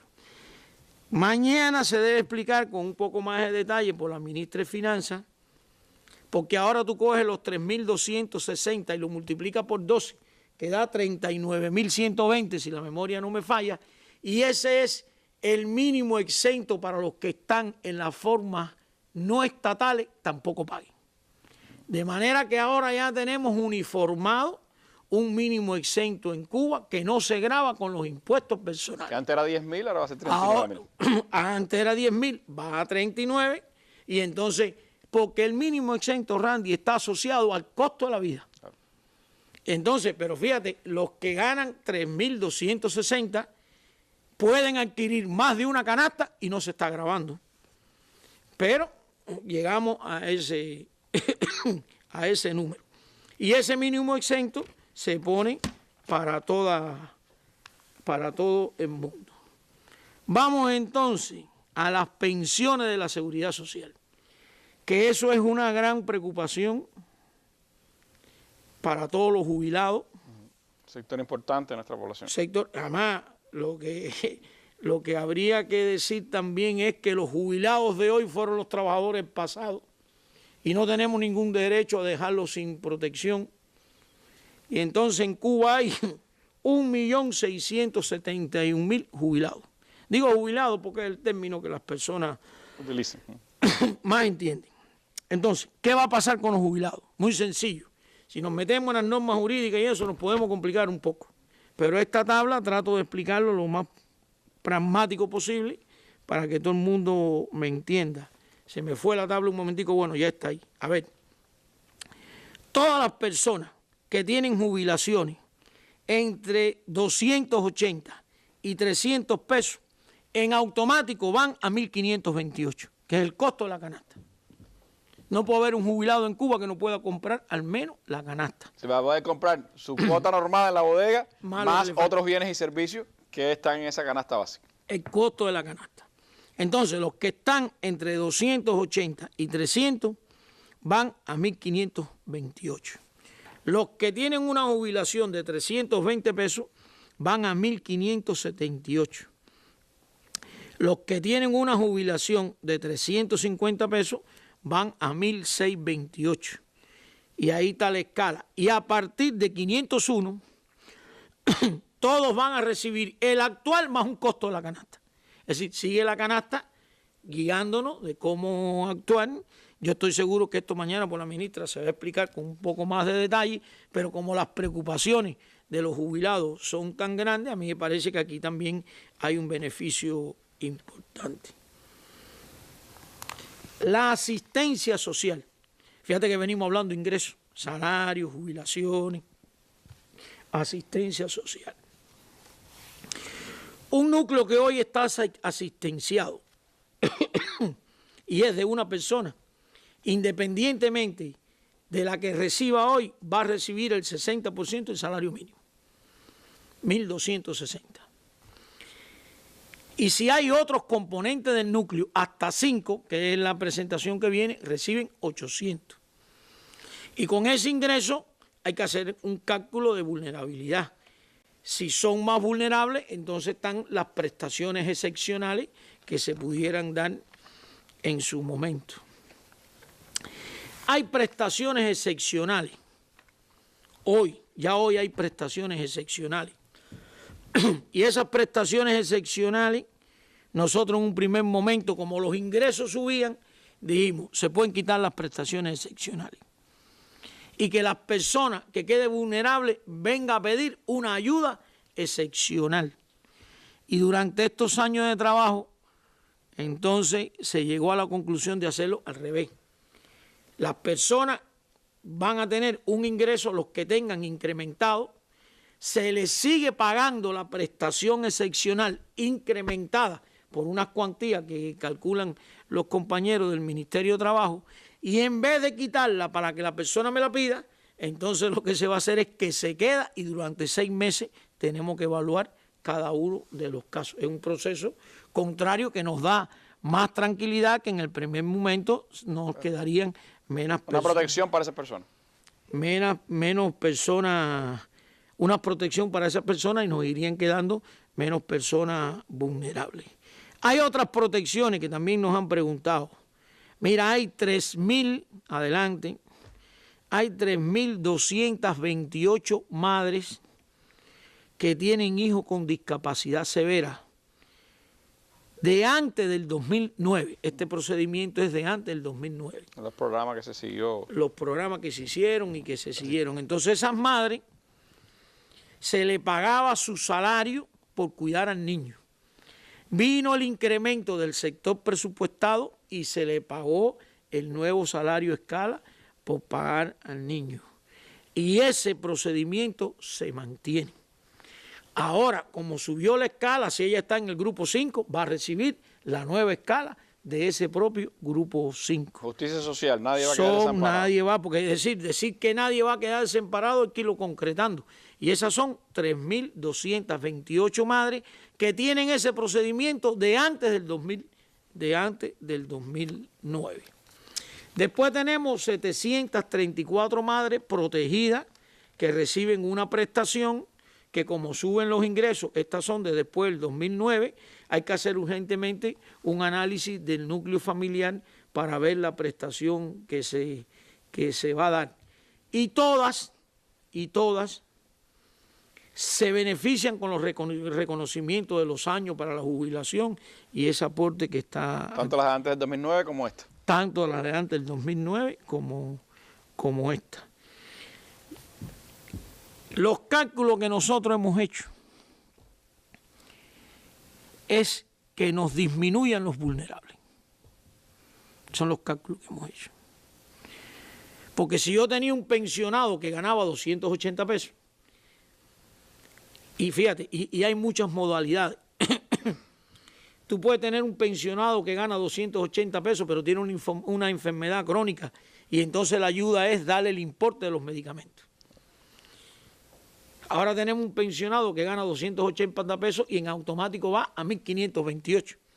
Entonces hay que analizar el entorno del núcleo familiar para ver si se mantiene el financiamiento de los medicamentos, ¿no? Y digo eso solo con ánimo de poner un ejemplo. Pero como el ingreso sube, el cálculo que tenemos hecho es que los vulnerables vayan a disminuir. Pero no hay quien haga un cálculo macro de la sociedad y tenga una total puntería que lo acierte todo. Entonces eso, que es lo que está ahora proyectándose, tiene otro enfoque. Se están reforzando los mecanismos para el otorgamiento de prestaciones con plazos de tiempo que no pueden exceder 72 horas. Y muchas decisiones que antes se tomaban a niveles más altos de dirección, en este caso lo estamos descentralizando a nivel de las direcciones de trabajo municipal, que es una estructura de gobierno en el municipio. Nadie conoce más a su población que el propio municipio. Entonces, ¿quién podrá tomar una decisión centralmente, decir este es vulnerable, este no es vulnerable? Entonces, eso se está bajando a ese nivel. Y también quiero decir, para ser honesto, esto no es un saco que no tiene fondo. Nosotros tenemos calculado en el presupuesto del año que viene en el entorno de 700 millones para atender los nuevos vulnerables. No quiero trasladarle a la población que es para todo el que levante la mano. No puede ser. Y nosotros hemos estudiado, y el Ministerio de Trabajo ha estudiado, grupos, núcleos vulnerables, donde hay personas en edad laboral, 3 por ejemplo, y no trabajan. Ahí también la solución es a salir a buscar empleo. Porque el Estado no puede cargar con todo, vuelvo insistiendo, hay un ajuste, tiene que haber una responsabilidad ante el trabajo y eso se está dejando a ese nivel. Todo esto que he dicho está en esas normas jurídicas que se están expresando, 4 decretos, 1 decreto, 2 acuerdos del Consejo de Ministros y varias resoluciones del Ministerio de Trabajo. Que ya están disponibles digitalmente y que son parte de las que hay que consultar. Pero que mañana, de todas formas, vamos a tener más detalles. Mañana vendrán las dos ministras. Sábado importante mañana. Sí. Ministra de Trabajo, ministra de Finanzas y Precios estarán con nosotros. Vamos a hacer un nuevo alto, Marino, para regresar hablando de otro asunto de interés dentro de la tarea de ordenamiento, el tema de los subsidios y las gratuidades, que tienen un impacto importante dentro de la tarea y dentro de la dinámica que se va a vivir a partir del 1 de enero. 21 años al ritmo de los acontecimientos más relevantes de Cuba y el resto del mundo. Análisis a profundidad de los hechos y sus causas. Panelistas de las más diversas disciplinas y países. Personalidades de Cuba y el resto del mundo. Mesa redonda, más allá de la noticia.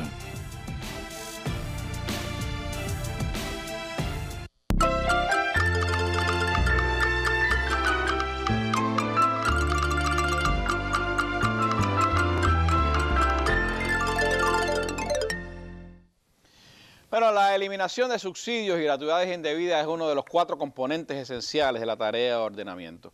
¿Cómo se va a poner en práctica eso a partir del 1 de enero, Marino? ¿Cómo es este proceso? ¿Qué impacto tiene hacia la sociedad? ¿Y cómo se van a atenuar de alguna manera esos impactos primeros que puede tener en determinados grupos poblacionales dentro del país?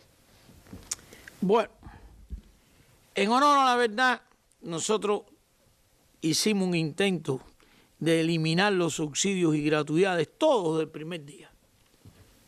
Todos. Y esta revolución ha hecho muchas cosas.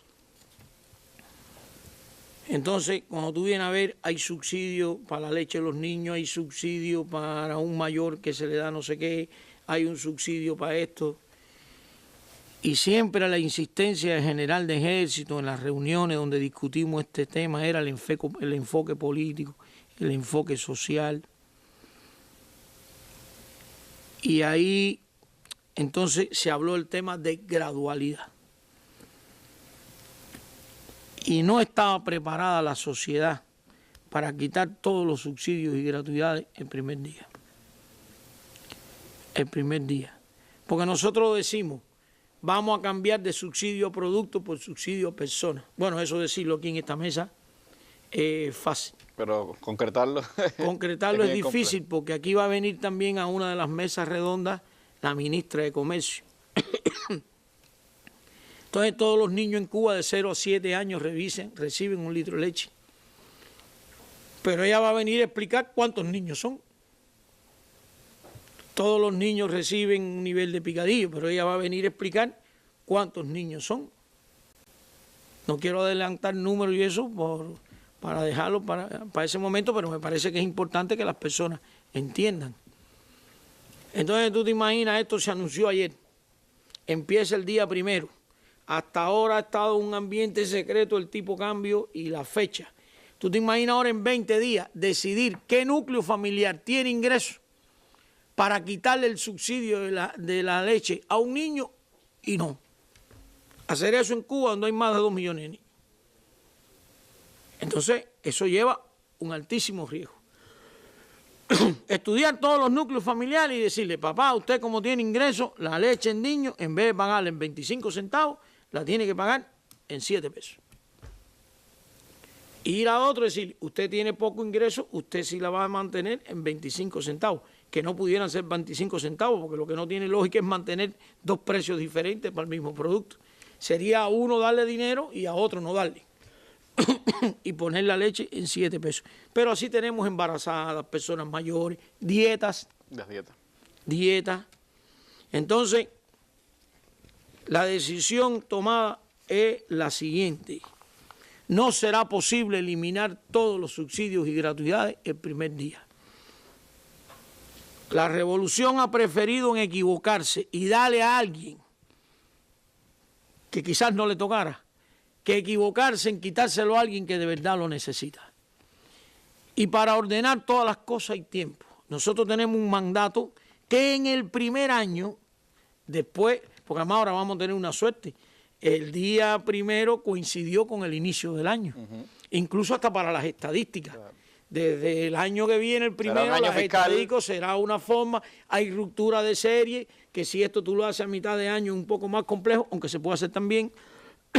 Tenemos un mandato de durante un año ir analizando todos esos núcleos y definiendo bien cómo se concreta el famoso mecanismo de atender personas y no atender los niños.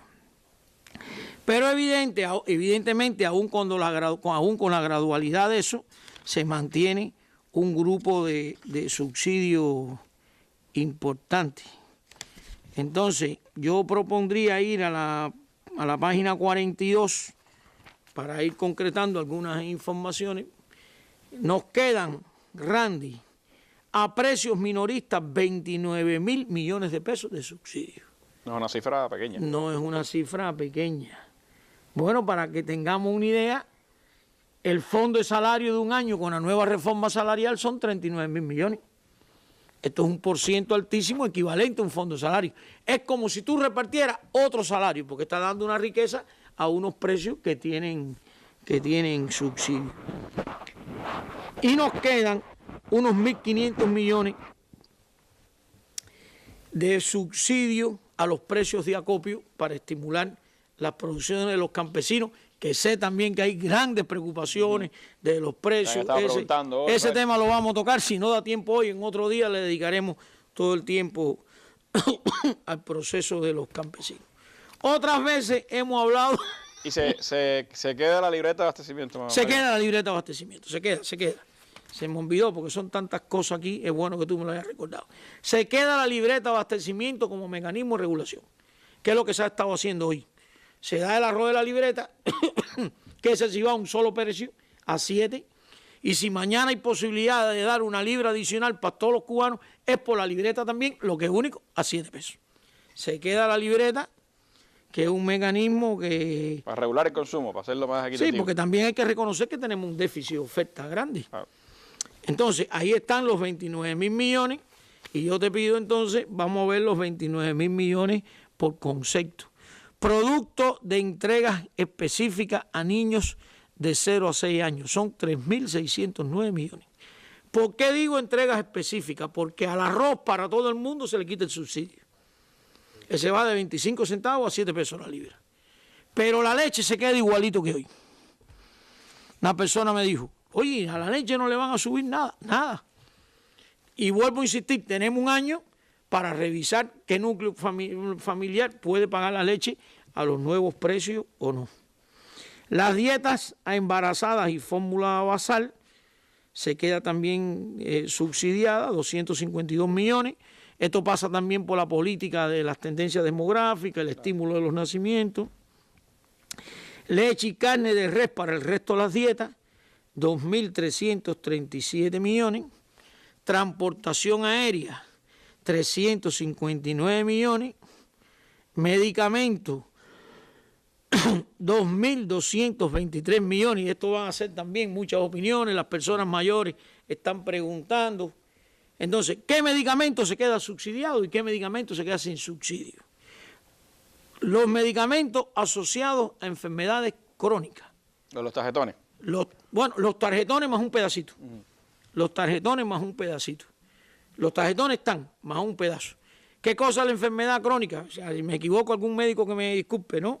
Es la que la persona tiene que tomar el medicamento por vida. Los diabéticos, por ejemplo, tienen que tomar de por vida. Entonces, imagínate tú te subimos el salario, disparamos los medicamentos que tienen un componente en divisa importado, que pudieran, entonces esos medicamentos se quedan subsidiados. Hay otros medicamentos, por ejemplo, como los antibióticos, que son muy vinculados a una enfermedad temporal en un periodo de tiempo, que el tratamiento es de una semana, ese sí no tiene subsidio. Y ahí hay precios que van a subir. Y aquí tenemos el gran tema de la energía eléctrica para el sector residencial. Pero tiene subsidio, porque hoy está uno de los grandes debates, hoy es el precio nuevo que va a tener la electricidad, ¿cómo es? Me alegra que tú me digas eso, porque tengo que decir, hay cosas que mantienen subsidio total y hay cosas que mantienen subsidio parcial. Y este es el caso. La energía eléctrica hay que entender que tiene un componente importado muy alto. Y todo lo importado se multiplica por el nuevo tipo de cambio. Entonces, el costo de la energía eléctrica, de 1 kilowatt de la energía eléctrica en Cuba, va a subir.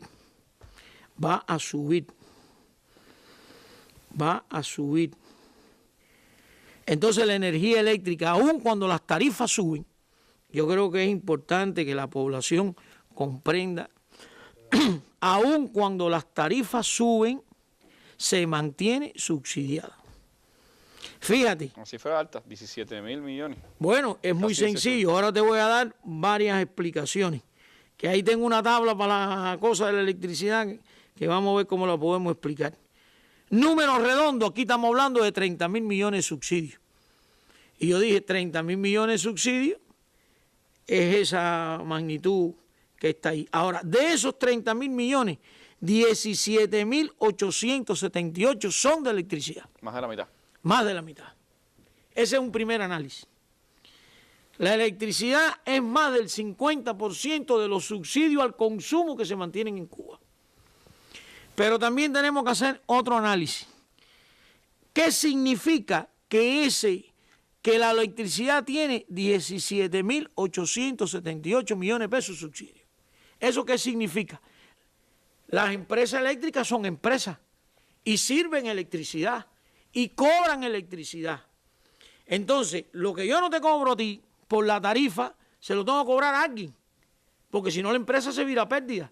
Y la decisión de subsidiar la electricidad no es de la empresa, es del gobierno. Entonces, ¿qué hace la empresa eléctrica con los 17.878 millones? Se los cobra al presupuesto del Estado. Eso no es que se quedó sin subsidio y se quedó en el aire.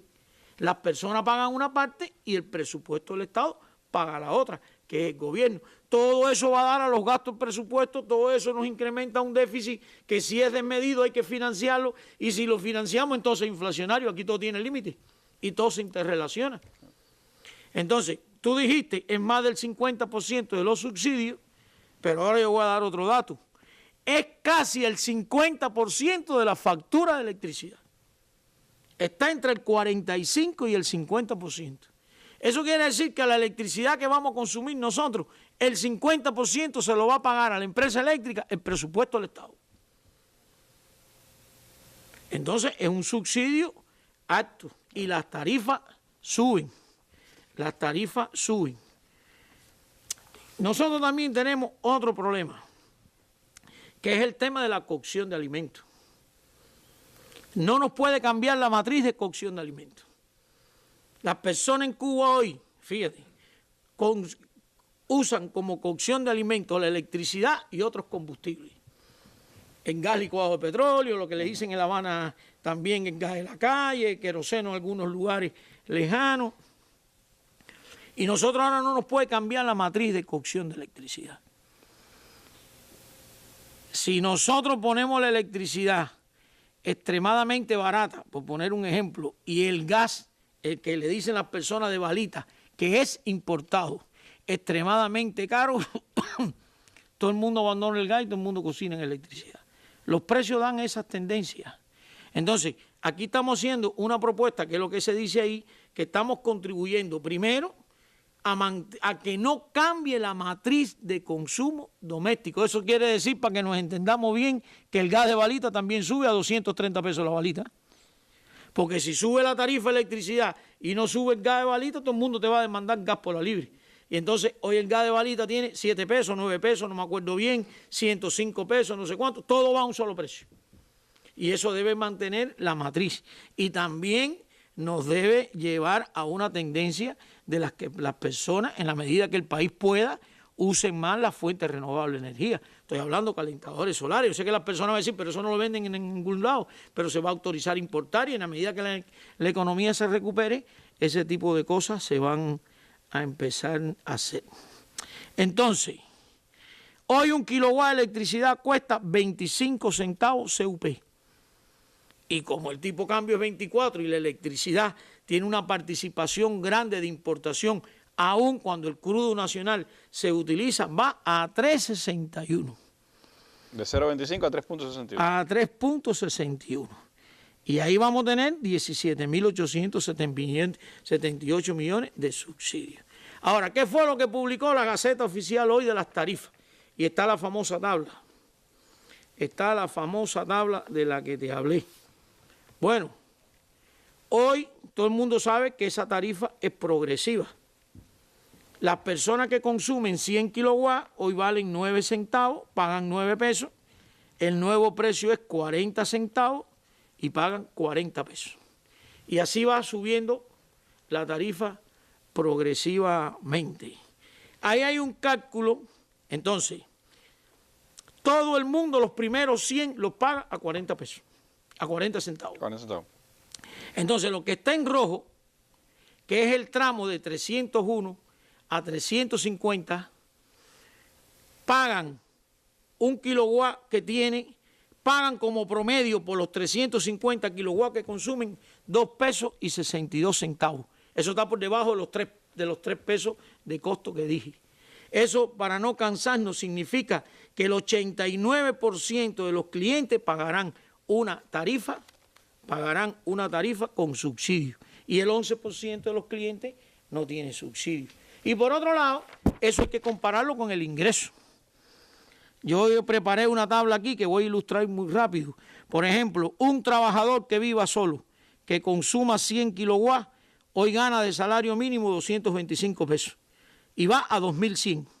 En la variante actual la electricidad le cuesta el 4% del ingreso y en la variante que viene le cuesta el 1,9% del ingreso.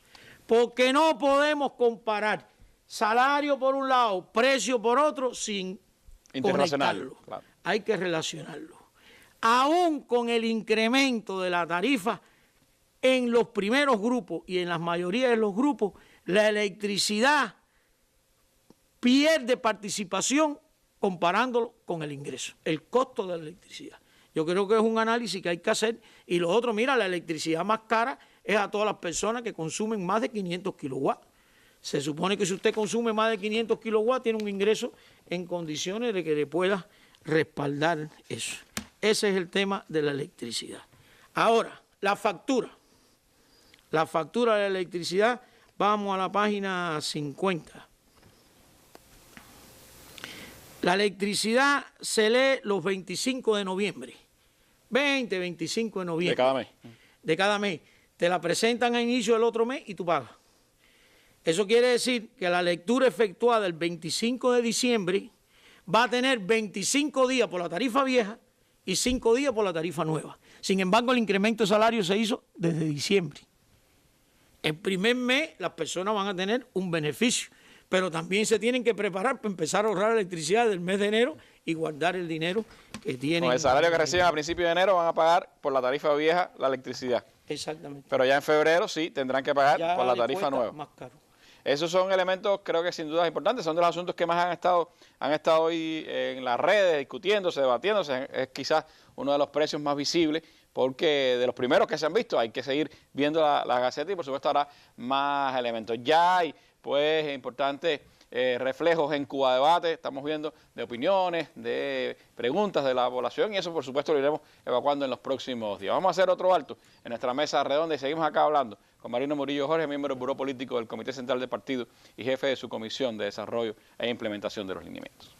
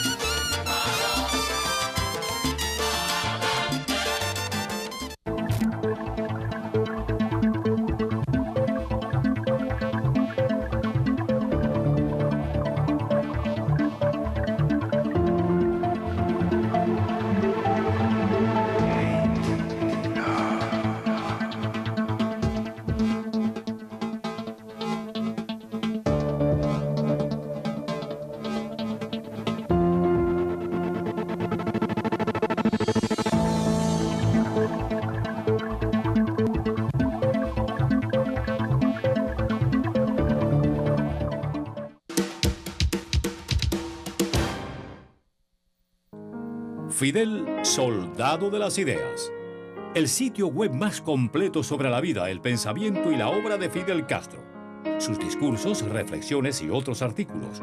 Una cronología de los más relevantes hechos de su historia revolucionaria. Un compendio de sus viajes por el mundo llevando la voz altiva de su pueblo. Una amplia recopilación de fotos y videos de importantes momentos de su vida. Libros, afiches, opiniones de personalidades de todo el mundo, todo ello en www.fidelcastro.cu.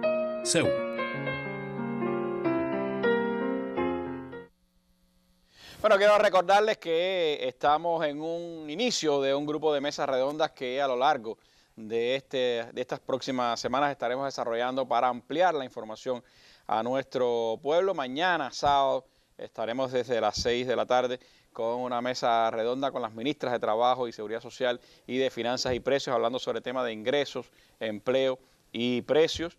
El lunes 14 estaremos hablando de la actividad bancaria y la inversión extranjera. el martes 15 de los efectos que tiene esta medida en el sistema empresarial y en el comercio interior. Haremos un paréntesis 16 y 17 para estar concentrados en la Asamblea Nacional del Poder Popular, y después el 18 pues estaremos brindando información amplia sobre el plan y el presupuesto del 2021 ya adecuado a este ambiente de ordenamiento, y 19 y 21 de diciembre estaremos dedicando mesas redondas a responder opiniones, preguntas que vayan saliendo de los foros debates, de Cuba Debate, que vayan saliendo también del intercambio con nuestros televidentes y radiovidentes a través de estos días, y que podremos pues utilizar esos días, y si hiciera falta más pues lo haremos. Regreso entonces para hablar con el compañero Marino Murillo Jorge sobre un tema que algunos han dicho se robó la arrancada, que fue el tema de los precios. Antes de que empezara la tarea de ordenamiento ha habido incremento de precios en algunos servicios, en algunos productos. Cómo el tema de los precios se concibe dentro de la tarea de ordenamiento, cómo atender un asunto que puede ir que puede dar al traste contra los propósitos de la tarea de ordenamiento y que puede llevar la inflación más allá de los límites deseados. Bien, quiero aprovechar para decir algo. Ahorita dije que el fondo de salario era 39.000 millones de pesos, es 139.000 millones. Que habría que dividirlo entre 12 para compararlo con lo que hicimos ahorita, para que no se quede esa imprecisión en el aire. Los precios. Bueno, los precios ya han tenido un crecimiento importante. La población se queja mucho de eso. Pero yo creo que primero tenemos que entender bien que una devaluación encarece las importaciones. Por eso la tarea de ordenamiento lleva un incremento de precios, entre otras cosas. Entre otras cosas. Pero, por ejemplo, por favor, ahí, por ejemplo, en el año 2019 Cuba importó 9.901 millones de dólares. Datos oficiales de la Oficina Nacional de Estadística. ¿Cómo entró eso a la economía? Entró a la economía una tasa de cambio de 1 por 1, más los aranceles y los márgenes comerciales.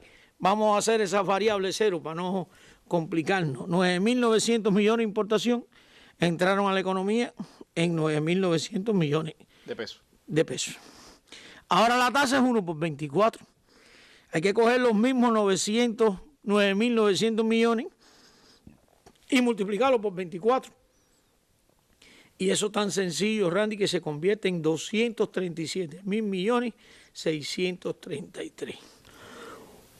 Es decir, las devaluaciones, como dije, son buscando competitividad, pero también te encarecen todas las importaciones. ¿Qué es lo que queremos? Claro, que las empresas importen menos, que el país importe menos. Importe más. Pero, evidentemente, te produce en una primera instancia un incremento empresarial, porque la mayoría de esas importaciones, aunque hay productos terminados, hay muchas materias primas. Entonces, estamos hablando de los grandes números macro. Algunas personas no nos pudieran entender, pero yo creo que este ejemplo que viene nos ayuda a entender a todos. Hoy, en el plan del año que viene, está previsto importación de arroz a $536 por tonelada. Que en una tasa de 1 por 1, si hacemos cero los márgenes y los aranceles para no complicarnos, entran a la economía en 536 pesos por tonelada. Cuando es por 24, eso entra a la economía a 12.864 CUP. Ese es el efecto de la devaluación también. Entonces, si estamos hablando de arroz, para que este arroz lo vendamos a la población, cualquiera puede dividir 12.864 entre las libras de arroz que tiene una tonelada, da 6 puntos y pico. Entonces, para que no tenga subsidio, hay que vender la libra de arroz en 7 pesos. Es decir, ella en sí misma genera incrementos de precio. Y además, no solo eso, sino que unido con eso tenemos que quitar el subsidio. Por tanto, se une el efecto de la devaluación y el efecto de quitar el subsidio. Y eso nos va a subir los precios. Eso nos va a subir los precios. El problema es si es que el incremento de precios y esa subida de precios la estamos respaldando con el incremento de los ingresos que ya expliqué. Si esa subida de precios se va de control, entonces el nuevo salario se ve afectado y pierde capacidad de compra. Nosotros estamos trabajando un término y mañana seguro también le explicará a la ministra de Finanzas, pero no lo quiero dejar de decir, y es el concepto de precios especulativos y abusivos. En estos momentos se han producido precios especulativos y abusivos. Y como hay tantas personas que nos están oyendo, también tengo que decir que hay 3 fenómenos en Cuba que van a ocurrir bien importantes. Mira, 1, hay déficit de oferta. 2, vamos a incrementar los ingresos. Y 3, van a subir los costos. Esas 3 variables solas tienden a dar más inflación que la diseñada. Claro. Esa es la realidad objetiva. ¿Por qué? Porque hoy un titular de una paladar, y no le estoy dando un pie de justificación para que hagan eso, la electricidad es verdad que le va a costar más cara. Claro. Entonces hay incremento de los costos. Hay otro fenómeno que no hay, otros fenómenos, para no demorar esto mucho, pero esto es una realidad. Lo que pasa es que si enfrentamos esa realidad o no la enfrentamos. Después yo voy a ir a ese tema con más calma. Entonces, tenemos que enfrentar precios especulativos y precios abusivos. Entre todos, empezando por el gobierno. Muchas personas me han preguntado qué cosa es especulativo y qué cosa es abusivo. Y entonces empiezan las grandes definiciones teóricas. Yo tengo una que no la inventé yo, por supuesto, y los precios especulativos siempre están asociados a la compraventa. Yo te compro a ti y le vendo especulativamente a otro. Y en el abusivo no hay compraventa. Esto que voy a decir es casi un trabalengua. El especulativo es abusivo, pero no todos los abusivos son especulativos. Abusivo es que yo te quiera cobrar ahora por un pelado 150 pesos. Ese no es especulativo, porque no hay primero una relación. No hay incremento de los costos excesivos, no hay. Ese es exactamente un precio abusivo. Dejamos ahí ese tema que después lo vamos a retomar otra vez. Vamos entonces a referirnos al tema de los precios de acopio y de los productores agropecuarios, que yo creo que hoy no lo vamos a poder ver todo y vamos a tener que coger un pedazo de otra mesa redonda para estos temas. Hay un proceso de capacitación del Ministerio de la Agricultura a través del sistema empresarial que está previsto discutir con toda la base productiva. Y también ahí hay un grupo de cosas definidas. Vamos entonces adelante. Se suponía que la economía estuviera en un ambiente de 1 por 1. Entonces yo siempre insisto que los tipos de cambio no están en el aire. Los tipos de cambio están vinculados directamente entre cualquier cosa a la formación de precios. Entonces si nosotros cogemos hoy los precios de empresa en Cuba y lo dividimos entre los precios de ese producto internacional, nos daría el tipo de cambio implícito en ese producto.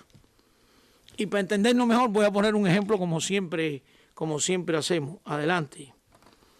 Vamos a poner una cosa. El maíz seco en el mundo hoy tiene un precio de acopio a los productores de 8.696 pesos por tonelada. Y si ese maíz lo comparamos con el mundo, haciendo descuentos de calidad y toda esa historia, ese está hoy a $219. Cuando tú divides, usando la fórmula anterior, el tipo de cambio implícito en los 8.696 pesos es 39.7. Por encima del... No es verdad que estaba 1 por 1, estaba 39.7. Ahí es donde vamos ahora, ese es el próximo paso. El frijol negro tiene 16.77, el arroz consumo 12.98 y la leche fresca 14.96. Estaba en un ambiente diferente al resto del... Estaban en un ambiente diferente al resto de la economía. Para estimular en el... Y todo eso se hizo en su momento para estimular a los productores agropecuarios. Y yo sé que muchos productores agropecuarios nos pueden estar oyendo y decir, sí, pero en el mundo le echan a las producciones urea, fertilizantes, nosotros no tenemos, todo eso es verdad. Pero se aprobaron esos precios para estimular a los productores agropecuarios. Ahora, la realidad es la siguiente. Tú no puedes devaluar por 24 por encima de ese 39.7. ¿Eso qué quiere decir? Que tú no puedes coger el costo de 8.996 y por encima de ese seguir devaluando. Entonces, nosotros sí tenemos previsto que los precios agropecuarios a los campesinos les suban. Sí está previsto que suban. Y está previsto que suban en una tabla que viene atrás y te pongo los ejemplos.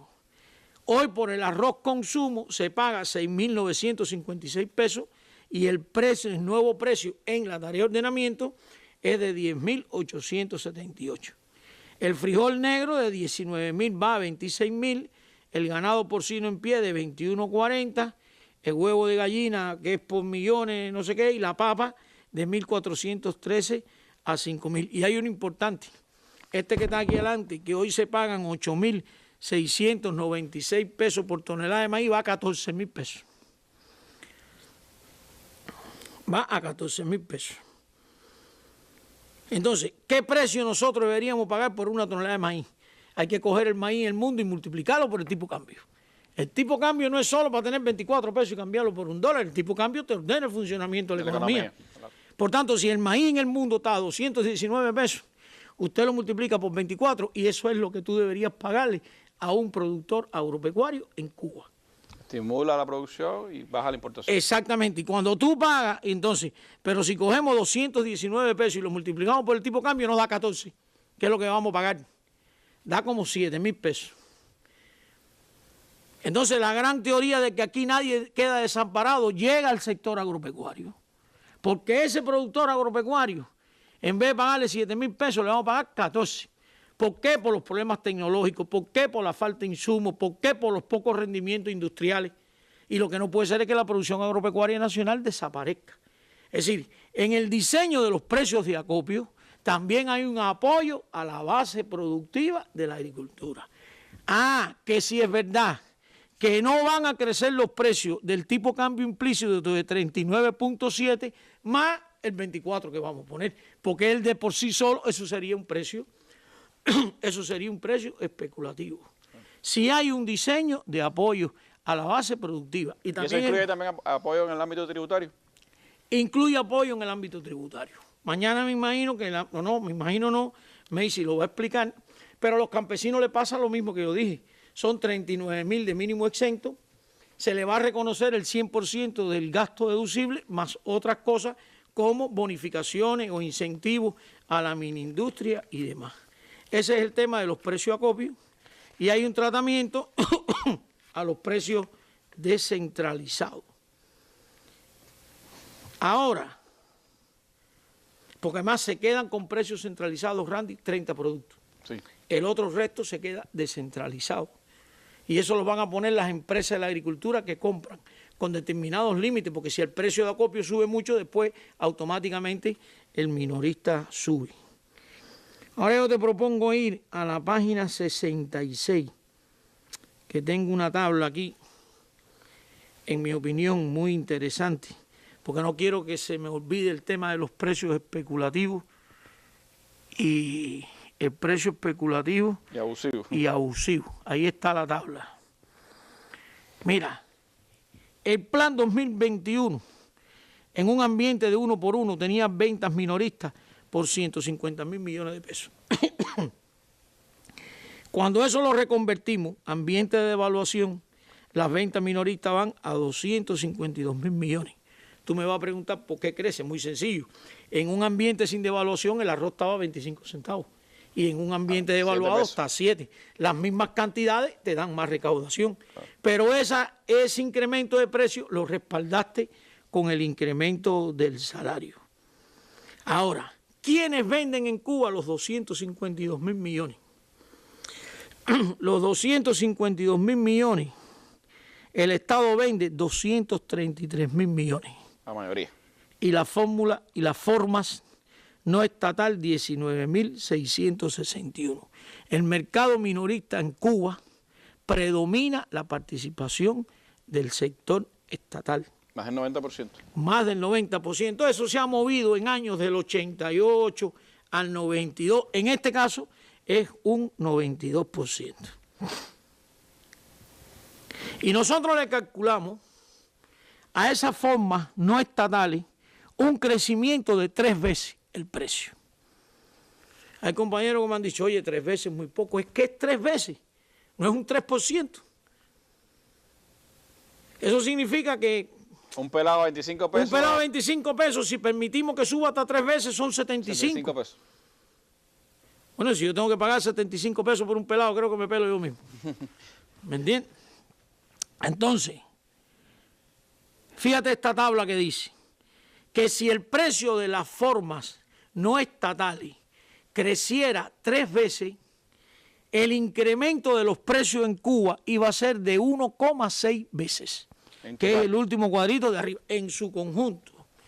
Y sin embargo, el fondo de salario, que son los 139.000 millones que dije, va a crecer 4,9 veces contra 28.300, sin contar el incremento adelantado del sector presupuestado. Entonces, una variable donde el salario crezca 4,9 veces y los precios 1,6 veces, queda perfecto para el incremento de salario que hicimos. Entonces, el tema es lograr una disciplina, y yo ratifico que la voluntad del gobierno es que se haga y se va a hacer. Porque aquí hay indisciplina de precios donde quiera. Porque como dije, hay un fenómeno de déficit de oferta. No son solo los no estatales los que suben precios. A veces hay un precio oficial de algo que es de 20 pesos y como no hay, en la propia tienda te dicen, oye, no hay, pero por atrás vale tanto. Todos los cubanos sabemos que eso ocurre. Entonces, habrá que enfrentar resueltamente las indisciplinas y los precios especulativos y abusivos para lograr mantenernos en estos entornos que están aquí. En estos que están aquí. Porque no puede ser que una minoría que genere precios minoristas por 19.000 millones, que es más o menos el 20% del 10% de todo lo que se vende en el país, trace la pauta del incremento de los precios. Y ahí es donde están los precios especulativos y abusivos. Entonces, esa facultad de establecer hasta dónde van a crecer los precios está en los gobiernos, fundamentalmente en los municipales. Entonces hay que declarar una guerra sin cuartel a los precios abusivos y especulativos, porque 4 personas no pueden echar por el fondo todo el esfuerzo que se ha hecho de incremento de salario en busca de la productividad del trabajo. Resueltamente hay que enfrentarlo y hay que pedir el apoyo de todo el mundo. Sí, no es una cosa que puede ser solo con orden de legislaciones, también hay participación popular. Y se van a hacer cosas, porque hay redes sociales. Nosotros pudiéramos decir a las personas, ahí hay un correo electrónico donde tú haces denuncias, redes sociales, tírale una foto a alguien en un celular y pone una red, y actuar, la autoridad tiene que actuar. A mí me parece que este diseño de crecimiento de los precios con el crecimiento de salario, y ya vuelvo a repetir para que la gente no diga, están soñando, eso no es así. Nosotros sabemos que hay déficit de oferta, hay incremento de ingresos y hay incremento de los costos, más otro fenómeno que en su momento pudiéramos tocar también, pero evidentemente el 10% del mercado minorista no puede tirar por el piso el diseño que se ha hecho en esta tarea. En los próximos días, Marina, va a haber información sobre varios temas, incluyendo una presencia suya para hablar del tema del sector estatal empresarial, que es importantísimo, clave en el desarrollo de la dinámica económica del país. Pero me gustaría adelantar para nuestros televidentes y radiovidentes cuáles serán las principales tareas en los minutos que nos quedan hasta el día 0, hasta el 1 de enero de 2021. Va a haber, espérate, déjame ubicarme, dejamos el sistema empresarial. Vamos entonces para ese día. Para otro momento, que como dije están las 28 medidas, las 15 y todo eso se une. Vamos a revisar entonces las primeras actividades. Primero yo quiero que es importante decir a todas las estructuras de dirección del país que estos días son clave de capacitación, de preparación para la arrancada. Conozco que los grupos empresariales están moviéndose en este momento en todo el país, hay intercambios en este momento en todo el país. Hay un grupo central preparado, hay grupos provinciales, va a haber representación de los organismos globales de la economía en las provincias en función de ayudar, hay que calcular vulnerables, formar. ¿Tú te imaginas una economía que tú tengas que ponerle todos los precios nuevos en 20 días? Pero entonces, ¿cuáles son las principales actividades? Primero, las normas jurídicas que están en proceso, ya están en la Gaceta. Segundo, el amplio proceso de comunicación que viene desde tiempos atrás, que tiene un punto muy importante en la información que se dio ayer a la población y las mesas redondas que empiezan hoy. Tercero, viene la Asamblea Nacional del Poder Popular, donde ya el plan y el presupuesto se va a informar en ambientes de devaluación. Y ahora viene un momento importante, interesante para las personas. ¿Qué vamos a hacer entonces con el dichoso anticipo y todas aquellas cosas que habíamos hablado? Por favor. Entonces, están creadas las condiciones para que el 17 de diciembre inicie el pago de las pensiones de la Seguridad Social del mes que viene. Eso en algún momento tendremos que ordenarlo porque se pagan adelantadas, lo normal. Pero eso todos los meses tú corres un mes y vas ganando un mes. Mañana la ministra de Trabajo explicará que tenemos. Entonces, el 17 de diciembre empieza el inicio de pago de las pensiones del mes de enero, que ya son las nuevas pensiones. Sí, llegarán a los nuevos precios las pensionados con su nuevo... Llegarán al fin de año con su pensión. con su incremento.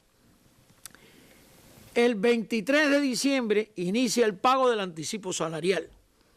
Porque ¿qué es lo que ocurre? Históricamente, la canasta familiar normada de enero se empieza a vender en los últimos días de diciembre. De eso hablará también la ministra de MinSIN. Por tanto, todos estos pagos hay que irlos adelantando, porque si es de enero y los precios empiezan en enero, lo que se vende en diciembre es con los nuevos precios. La nueva canasta básica ya vendrá con esos precios, de 7 pesos del arroz, etcétera. Hay que adelantar un dinero. Entonces, el 23 de diciembre empieza el inicio del pago del anticipo y el 26 de diciembre el inicio de los pagos de las prestaciones de la asistencia social. Las personas hubieran querido que fueran antes, pero todo esto es movimiento efectivo, cambio de cosas. Nos va quedando entonces la ejecución de medidas de enfrentamiento a precios abusivos y especulativos, que fue lo que acabé de explicar. Y creo que es importante, Randy, que todos entendamos que hay que culminar el proceso de preparación especializada a todo el mundo. Nadie se puede equivocar calculando un salario, nadie se puede calcular calculando una pensión, nadie se puede equivocar formando un precio. Eso tiene un diseño de cómo controlarse, cómo hacerlo. El presidente de la República preside un grupo nacional con 2 reuniones de trabajo 2 veces por semana, y si hace falta, según él ha dicho, se incrementan. Tanto todo tenso, pero la gran responsabilidad que tenemos todos es que esta tarea salga bien.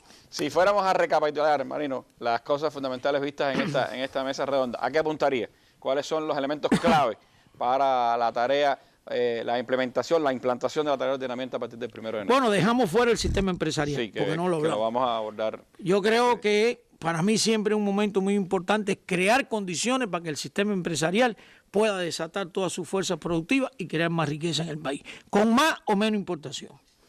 Y eso se apoya financieramente. Es necesario que la economía real reaccione y hay que quitarle todas las trabas que tiene. Ese es un tema. Un segundo tema es el tema de los ingresos, que es salario, jubilaciones y asistencia social. Un tercer tema es lo que hemos hablado de precios y la correlación salario-precio. No se puede ver, fue la tabla que traté de insertar las dos cosas.